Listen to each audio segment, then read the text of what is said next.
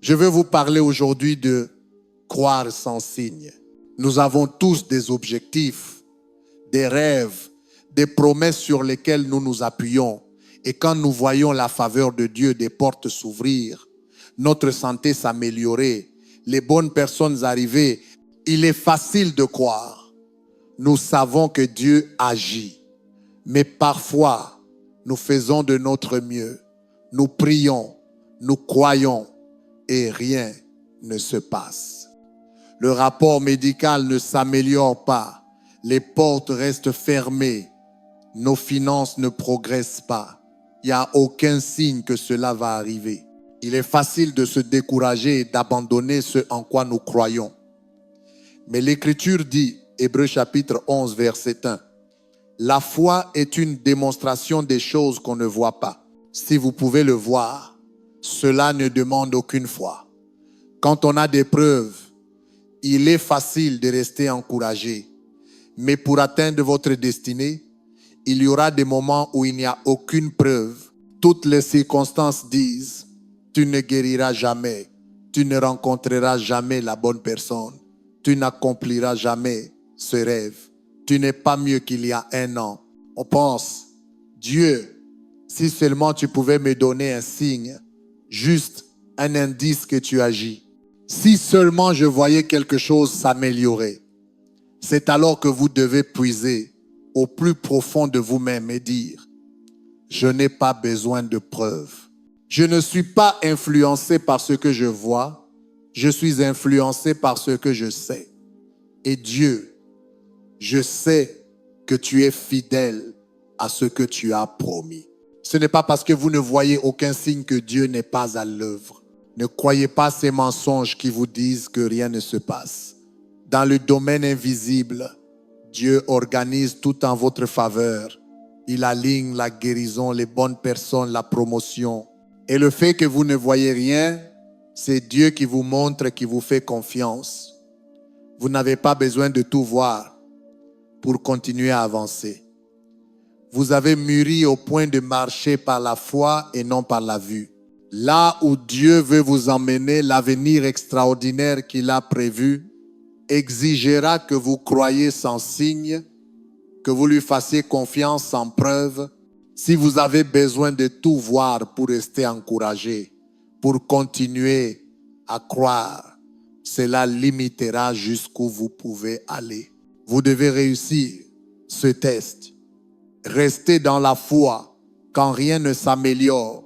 Remerciez Dieu alors que toutes les circonstances disent ça ne changera jamais.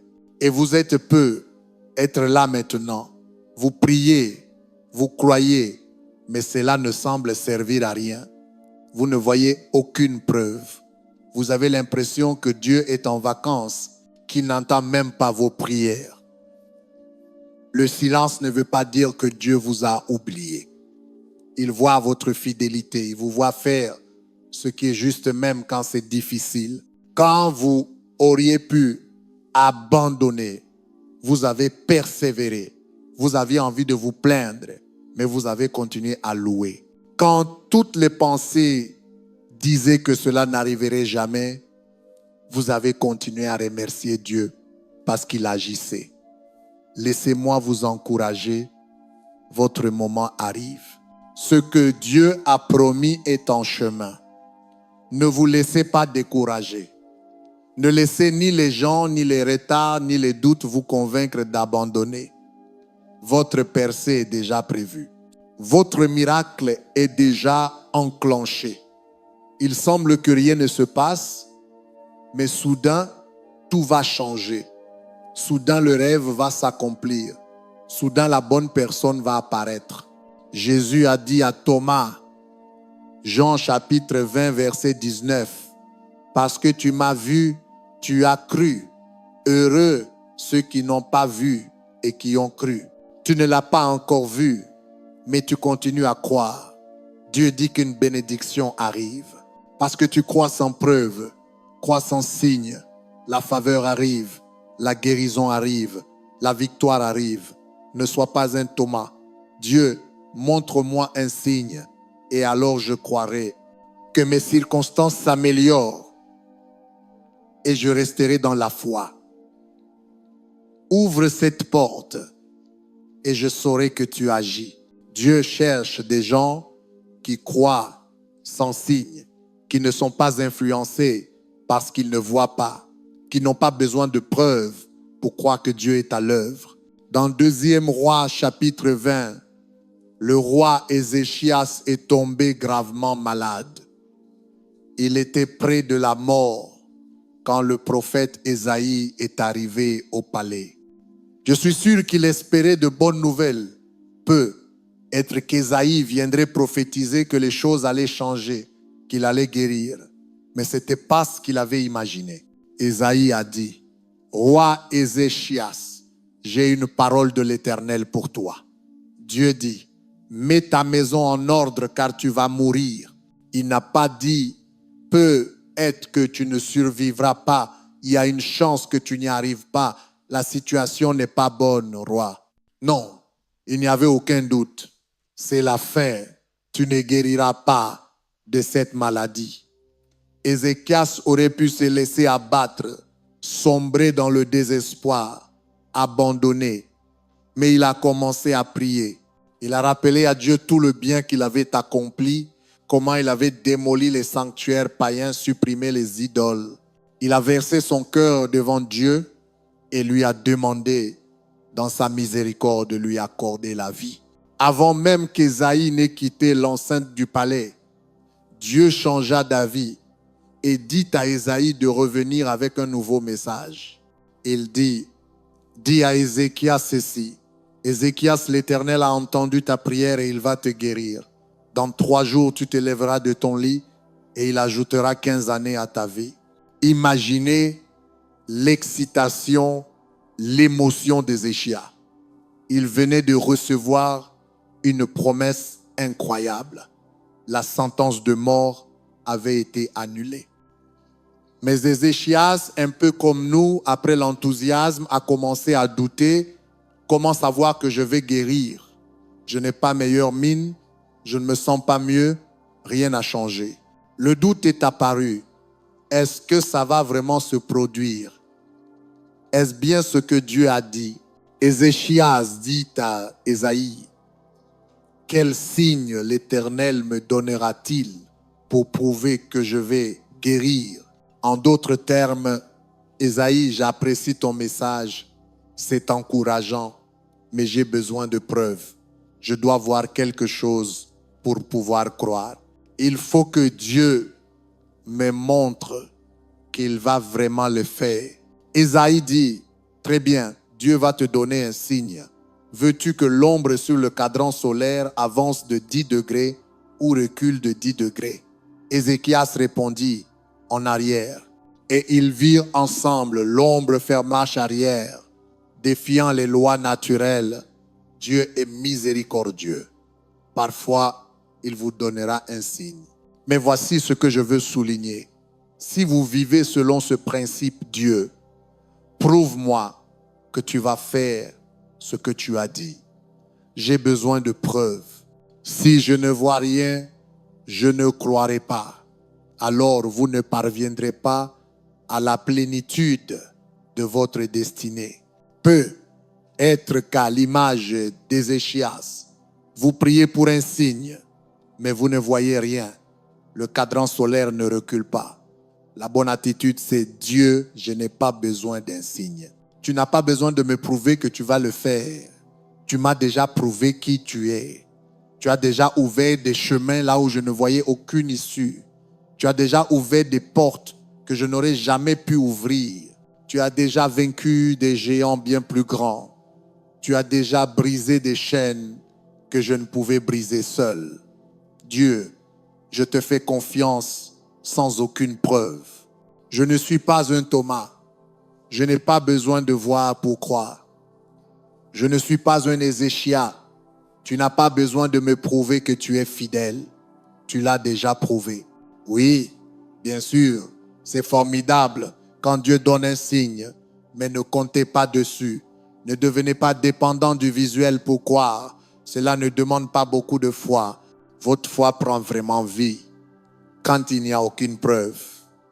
Au lieu de demander à Dieu de vous prouver qu'il va agir, pourquoi ne pas inverser la chose et lui prouver qui vous êtes? Montrez-lui que vous ne serez pas ébranlé par ce que vous voyez. Montrez-lui que vous n'abandonnerez pas simplement parce que les choses ne changent pas.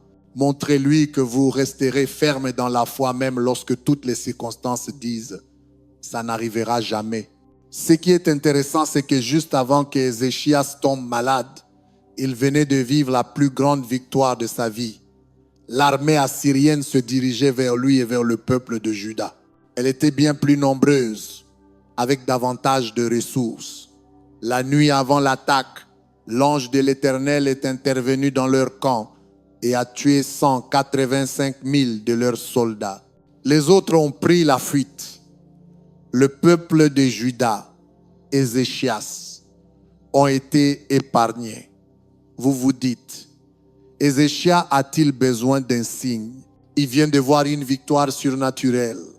Il vient de voir Dieu agir de manière spectaculaire. Mais combien de fois oublions-nous ce que Dieu a déjà fait? Comme Ézéchias, Dieu est intervenu pour nous.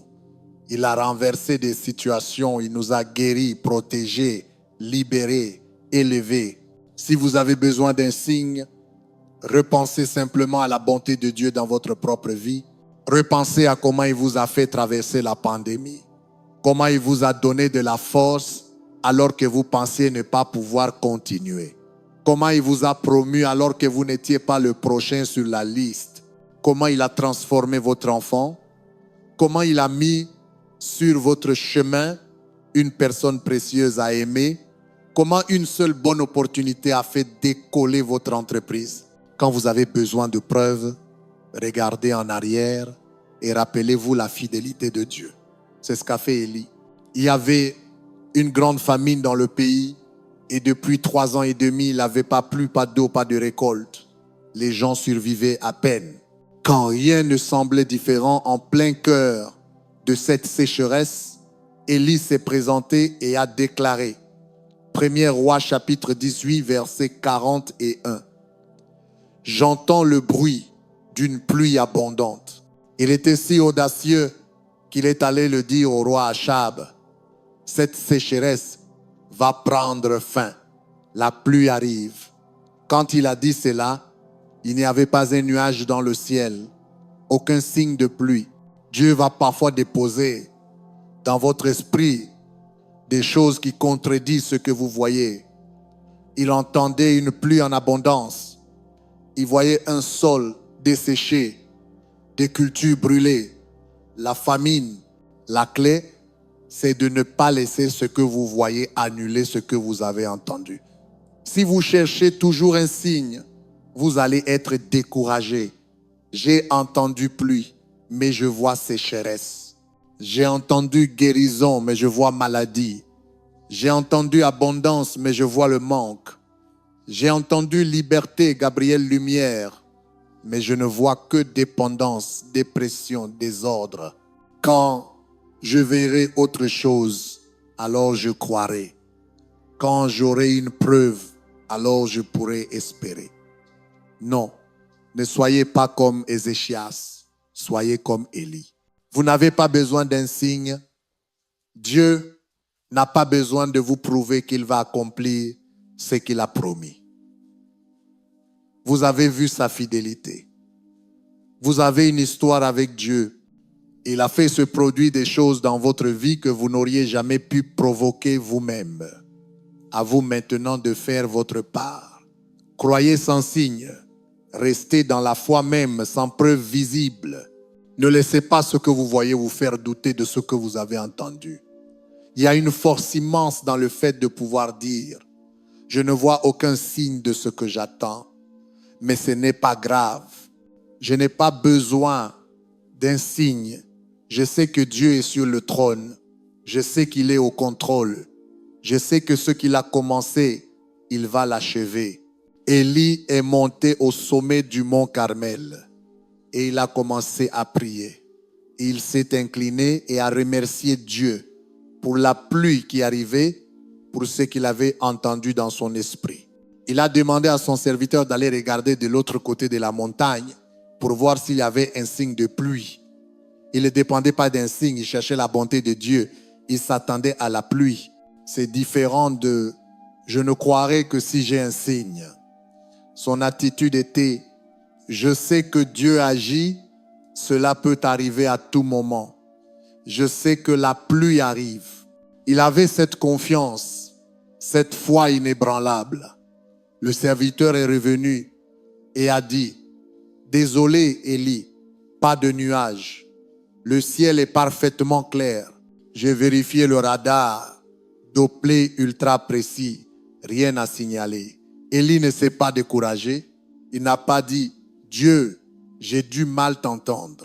Il a continué à remercier Dieu parce que la pluie arrivait. Il n'a pas laissé le manque de preuves lui faire croire que cela n'allait pas arriver. Il continue à guetter la pluie, à parler comme si elle allait venir. J'entends presque le roi Achab se moquer. « Élie, elle est où ta pluie? Tu avais dit qu'il allait y avoir une abondance et je n'ai même pas senti une goutte. » Élie a répondu « Achab, je ne suis pas inquiet. Je n'ai pas besoin d'un signe pour croire. Je ne dépends pas de la preuve. Je sais ce que Dieu m'a dit. » Élie renvoya son serviteur une nouvelle fois pour aller voir s'il y avait un signe de pluie. Il revint encore et encore, toujours avec le même rapport. Aucun nuage dans le ciel. C'est parfaitement clair. 6 fois, aucun signe. 6 fois, rien n'avait changé. 6 fois, le même rapport négatif. Ça n'arrivera pas, Élie, accepte-le. Il n'y aura pas de pluie. Peut être que vous êtes exactement là où Élie était. Vous savez ce que Dieu vous a promis. La santé, la liberté, l'abondance, un conjoint, un enfant. Mais vous regardez, vous restez dans la foi. Vous remerciez Dieu. Il n'y a aucune preuve. Rien ne s'améliore. Pas de bonnes nouvelles. Vous ne pouvez toujours pas concevoir. C'est là que vous devez puiser profondément en vous-même. Dieu, je ne suis pas influencé par ce que je ne vois pas. Je sais que tu es un Dieu fidèle. Je vais continuer à regarder, à espérer, à louer, à proclamer, à te remercier parce que je sais que c'est en route. Ne laissez pas le ciel bleu vous tromper. Dieu peut tout changer soudainement. Il contrôle l'univers. Un seul toucher de sa faveur et vous verrez l'abondance de pluie. Vous ne voyez aucun signe, c'est un test. De quoi êtes-vous fait? Allez-vous abandonner, vous décourager, vous contenter de la médiocrité? Ou allez-vous faire comme Élie et continuer à croire malgré ce que vous voyez? La 7e fois, le serviteur est revenu et a dit, cette fois, j'ai vu un petit nuage dans le ciel de la taille de la main d'un homme. Peu après, le ciel s'est ouvert. Une pluie torrentielle s'est abattue. La sécheresse de 3 ans et demi a soudainement pris fin. Comme Élie, beaucoup d'entre vous sont restés fidèles. Vous avez cru quand toutes les circonstances disaient que cela n'allait pas arriver. Vous n'avez pas écouté les sceptiques. Vous n'avez pas laissé les autres vous faire douter. Vous cherchiez la bonté de Dieu. Je crois que vous êtes sur le point d'entrer dans votre 7e fois. Vous êtes sur le point de voir les écluses du ciel s'ouvrir. Quelque chose de meilleur que ce que vous aviez imaginé. Plus gratifiant, plus épanouissant. L'Écriture dit qu'il y a eu un orage remarquable. Dieu va faire quelque chose de remarquable dans votre vie. Quelque chose d'inattendu qui dépassera vos attentes. Ce qui est significatif, c'est que le serviteur d'Élie, quelqu'un de proche de lui, revenait sans cesse avec la même nouvelle. Ça ne va pas arriver, il n'y a pas de nuage. Et il ne voulait pas être négatif. Il faisait juste un constat. Mais parfois, ce sont les gens les plus proches de vous qui essaieront de vous détourner de ce que Dieu a mis dans votre cœur. Ils ont pu être de bonnes intentions, mais ils n'ont pas entendu ce que Dieu vous a dit. Ils ne font que vous rapporter ce qu'ils voient, mais vous ne pouvez pas laisser cela étouffer ce que vous avez entendu. Ne laissez pas leurs paroles négatives, leurs doutes vous atteindre. Tu crois encore que tu vas guérir? Ça fait longtemps. Tu crois vraiment que ton enfant va revenir sur le bon chemin? Il va de pire en pire. Tu penses vraiment que tu vas vivre une année abondante? Moi, je ne vois rien de tout ça. L'inflation, le prix de l'essence, la pandémie, eux regardent dans le naturel. Mais nous servons un Dieu surnaturel. Il y aura des saisons comme celle d'Élie, où vous regardez, vous espérez, vous croyez, mais encore et encore, aucun signe, aucune amélioration. Et si, à la 4e fois, Élie avait dit à son serviteur, tu as raison, je suppose que la pluie ne viendra pas, hein? Ou bien, à la 5e fois, si c'était découragé, Dieu, je sais ce que tu m'as dit, mais ça aurait déjà dû arriver. J'aurais au moins vu un nuage, un vent, un indice que les choses bougent. Peut être que vous en êtes là, à votre 4e fois, pas de preuve. À votre 5e fois, toujours aucun signe. À la 6e, le ciel est toujours bleu. Ne baissez pas les bras maintenant. Ce sont des tests. Oui, ce serait bien plus facile si, comme Ézéchias, nous recevions toujours un signe, mais on ne grandirait jamais. On n'atteindrait pas notre plein potentiel. Là où Dieu vous conduit demandera une foi inébranlable. Une foi qui ne se laisse pas ébranler par ce qu'on voit. Une foi qui ne se décourage pas à cause du manque de preuves. Je sais qu'aujourd'hui, je ne m'adresse pas à des Thomas. Seigneur, montre-moi et je croirai. Je ne m'adresse pas à des Ézéchias. Dieu, donne-moi un signe et je te ferai confiance. Je m'adresse à des Élie. Dieu, nous croyons sans signe. Nous continuons à guetter la pluie, même quand le ciel est clair. Nous ne laissons pas les gens, le temps, les retards, ce qui ne se passe pas nous faire douter de ce que nous avons entendu dans notre esprit. Je parle à des personnes qui s'apprêtent à entrer dans une abondance de pluie, une abondance de joie, une abondance de faveur, une abondance de ressources vers quelque chose de remarquable et d'inattendu qui élèvera leur famille à un niveau nouveau. Juste après avoir acquis cet endroit, l'ancien Compact Center, une entreprise, a intenté un procès pour essayer de nous empêcher d'y entrer. C'était une immense société immobilière qui possédait tous les terrains autour de ce bâtiment. Nous venions de remporter une grande victoire et voilà que l'affaire se retrouvait bloquée devant les tribunaux et nous ne pouvions plus avancer. Nos avocats nous ont dit que cela pourrait prendre jusqu'à 10 ans à régler. Ils avaient rencontré la partie adverse, mais ils n'étaient pas pressés de trouver un accord. En fait, plus ils prenaient leur temps, plus cela jouait contre nous. Notre avocat principal m'a appelé et m'a dit, « Gabriel Lumière, ils sont intransigeants. Ils ne veulent pas discuter. Ils ne veulent pas négocier. Ils sont fermés. 1 mois a passé, rien. 2 mois, rien. 3, 4, 5 mois, comme Élie. Pas un nuage dans le ciel. Aucune preuve que cela allait s'arranger. J'ai dû faire exactement ce que je vous encourage à faire. J'ai continué à remercier Dieu. Père, je ne suis pas influencé par ce que je ne vois pas. Je n'ai pas besoin de signes. Je ne cherche pas de preuves. Dieu, je sais que quand ton moment est venu, aucune force des ténèbres ne peut arrêter ce que tu as ordonné pour nous. Le doute essayait de s'infiltrer. Des pensées négatives. Des gens voulaient nous décourager. Notre avocat m'a dit, Gabriel Lumière, et si je négociais pour vous obtenir les fonds nécessaires pour construire un autre bâtiment comme celui-ci ailleurs? Je lui ai répondu, nous ne voulons pas aller ailleurs. Ce bâtiment est un repère à Houston.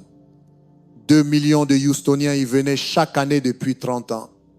Ne laissez pas un manque de preuves vous pousser à diluer vos rêves. Ne vous contentez pas de la médiocrité. Ce que Dieu a prévu pour vous va demander de la résilience, de la détermination, de la persévérance. Vous devez avoir l'esprit décidé. On ne peut pas vous faire changer d'avis. Vous ne pouvez pas être influencé par ce que vous voyez. Parce que ce que vous voyez peut contredire ce que Dieu a mis dans votre cœur. Vous ne voyez peu être rien qui s'améliore. Moi, je ne voyais aucun assouplissement de la part de l'autre camp. Aucun signe de progrès. Comme Élie, on nous disait non. 1 fois, 2 fois, 3 fois. Aucune preuve, aucun mouvement. Mais si vous restez dans la foi, vous allez entrer dans votre 7e foi. Là où les choses changent soudainement. Où les portes s'ouvrent brusquement. Où les mauvaises personnes sont écartées. Où votre santé commence soudainement à se rétablir. Un jour, de manière inattendue, presque 2 ans plus tard, nos avocats nous ont dit que l'autre partie avait appelé et voulait nous rencontrer. Il m'a dit, Gabriel Lumière, ne te fais pas d'illusions. C'est probablement une manœuvre pour nous distraire.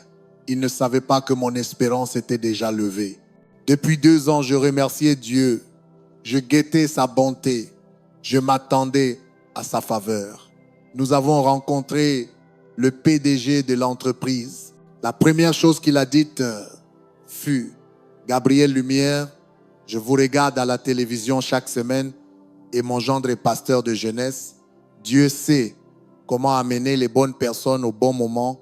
24 heures plus tard, ils ont accepté de nous céder le bâtiment et de nous louer 9 places de stationnement couverte, ce qui nous évitait d'avoir à construire un parking. Vous ne voyez peu, être aucun signe de ce que vous attendez. Vous pourriez vous décourager, laisser l'absence de preuve vous faire abandonner. Non, restez dans la foi. Dieu agit en coulisses. Qui sait, vous êtes peu, êtes à votre 4e fois, à votre 5e, ce n'est pas le moment d'abandonner.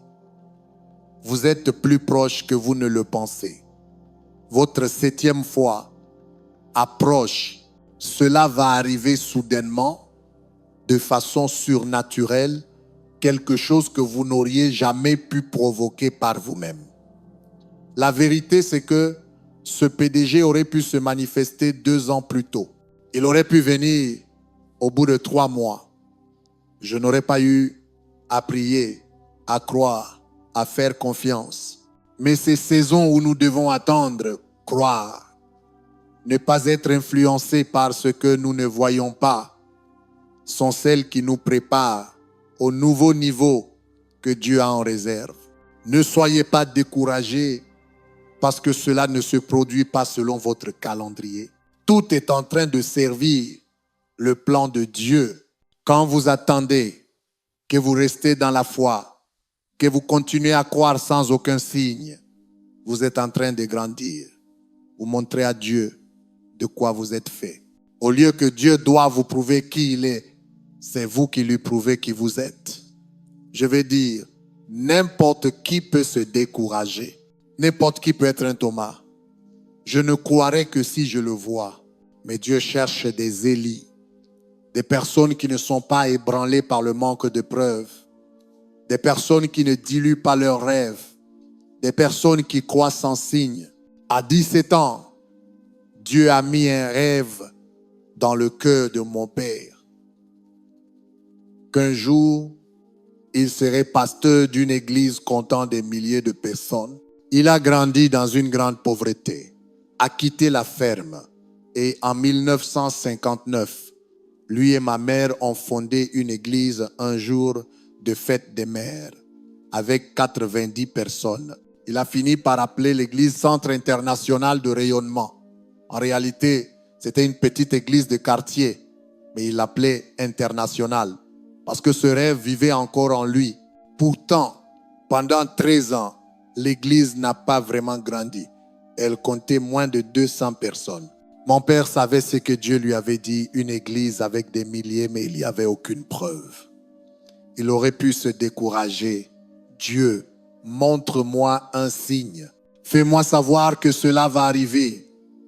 Mais année après année, ma mère et mon père ont simplement continué à donner le meilleur d'eux-mêmes. Ils prêchaient à ces 90 personnes, remerciant Dieu que ce qu'il avait entendu dans son esprit était en chemin. Ce serait tellement plus simple si l'on recevait une bonne opportunité, une petite croissance, si la bonne personne apparaissait. Mais parfois Dieu retient la preuve. Il veut voir ce que nous allons faire. Allons-nous être un Thomas? Dieu, je croirai. Je donnerai le meilleur de moi-même si tu me donnes un signe. Non. Dieu vous donne une opportunité de grandir, de lui faire confiance à un niveau supérieur, de lui prouver que vous marchez par la foi et non par la vue, afin qu'il puisse vous confier davantage. En 1972, 13 ans plus tard, c'est comme si Dieu avait ouvert un robinet. Les gens commençaient à venir à l'église depuis toute la ville. L'église est passée de quelques centaines à plusieurs milliers au fil du temps. Il a vu ce que Dieu avait mis dans son esprit, mais Dieu aurait pu faire cela la première année ou la deuxième. Seulement, nous devons passer ces tests. Nous connaissons tous des saisons silencieuses où nous prions, croyons, mais rien ne change. Vous ne voyez aucun signe que ce que Dieu vous a promis va se produire. Vous serez tenté de renoncer à un rêve, d'abandonner un enfant, un conjoint, une percée. Dieu, si tu fais comme tu l'as fait pour Ézéchias, si tu me montres une preuve, alors je croirai à nouveau.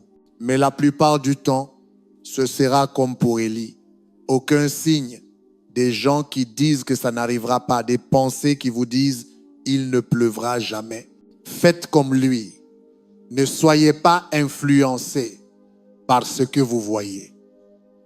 Le ciel peut être clair en ce moment, mais votre 7e fois approche. Dieu voit votre fidélité. Il voit que vous croyez sans preuve. Vous êtes plus près que vous ne le pensez. Les nuages commencent à se former maintenant même. Je crois et je déclare, votre pluie en abondance est en route. Ce que vous espérez va arriver soudainement de façon inattendue. Guérison, faveur, percée, connexion divine, la plénitude de votre destinée au nom de Jésus. Et si vous le recevez, pouvez-vous dire Amen. Amen.